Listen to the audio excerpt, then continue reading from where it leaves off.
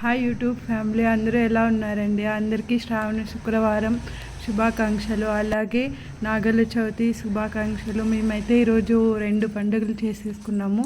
So మొదటి శ్రావణ శుక్రవారం అని ఇళ్ళంతా పూజ చేసి ఇలా నైవేద్యం పెట్టేసి, అందరూ వీడియో చూస్తున్నారు కానీ సబ్స్క్రైబ్ చేసుకోవట్లేదు. కొంచెం సబ్స్క్రైబ్ చేసుకోండి ఫ్రెండ్స్.